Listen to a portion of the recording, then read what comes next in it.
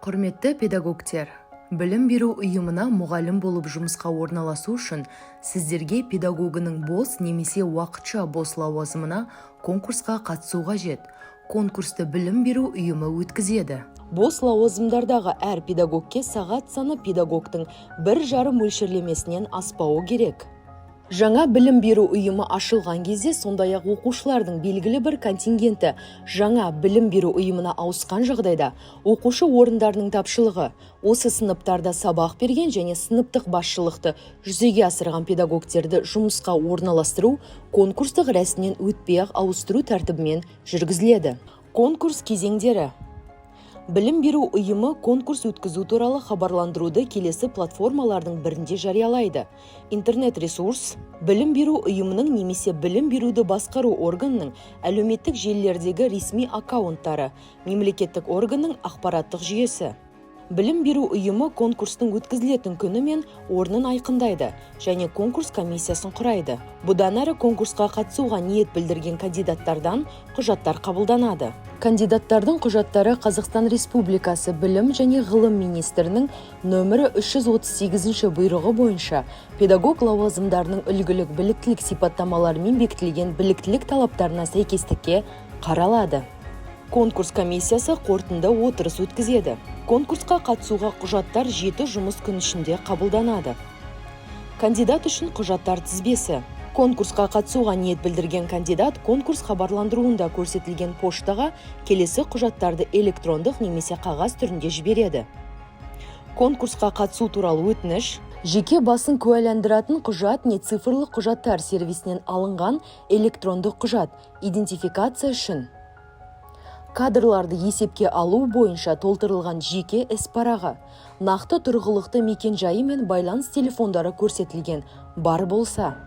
Педагогтердің үлгілік біліктілік сипаттамалары мен бекітілген лауазымға қойылатын біліктілік талаптарына сәйкес білімі туралы құжаттардың көшірмелері. Еңбек қызметін растайтын құжаттың көшірмесі бар болса. Денсаулық сақтау саласындағы есепке алу құжаттамасының нысандарын бекіту туралы Қазақстан Республикасы Денсаулық сақтау министрінің міндетін атқарушының 2020 жылғы 30 қазандағы бұйрығымен бекітілген нысан бойынша денсаулық жағдайы туралы анықтама. Психоневрологиялық ұйымнан анықтама. Наркологиялық ұйымнан анықтама.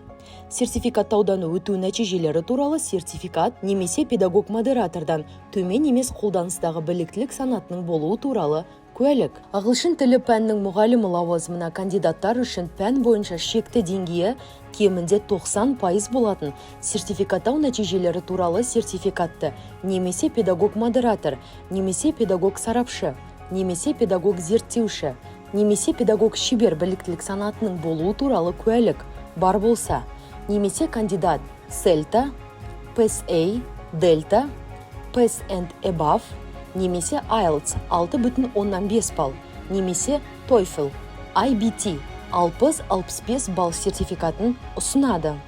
Кандидаттың толтырылған бағалау парағы. Тәжірибе жоқ кандидаттың бейне презентациясы кемінде 15 минут, ең төменгі ажыратымдылығы 720-480. Кандидат болған жағдайда біліміне, жұмыс тәжірибесіне, кәсіби деңгейіне қатысты қосымша ақпаратты, біліктілігін арттыру, ғылыми, академиялық дәрежелер мен атақтар беру, ғылыми немесе әдістемелік жариялымдар, біліктілік санаттары туралы құжаттардың көшірмелері, алдыңғы жұмыс орнының басшылығынан ұсыныстар ұсына алады. Тізбедегі көрсетілген құжаттардың біреуінің болмауы құжаттарды кандидатқа қайтару үшін негіз болады.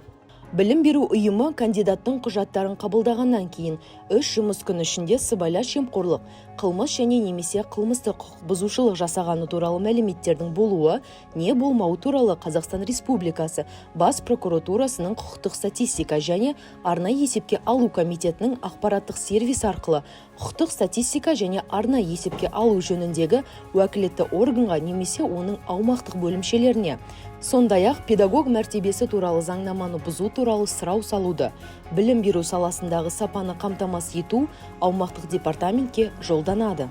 Қазақстан Республикасының қолданыстағы заңнамасына сәйкес жұмысқа орналасуға тыйым салатын сыбайлас жемқорлық қылмыс және немесе қылмыстық құқық бұзушылық және немесе педагог мәртебесі туралы заңнаманы бұзушылық жасалғаны туралы мәліметтер анықталған кезде педагог кез келген кезеңде конкурстан шеттетіледі. Комиссия құжаттарды қабылдау аяқталғаннан кейін 5 жұмыс күн ішінде кандидаттар құжаттарының бірліктілік талаптарына сәйкестігін қарайды. Содан кейін конкурс комиссиясы бағалау парағында кандидат көрсеткен балдарды есептейді.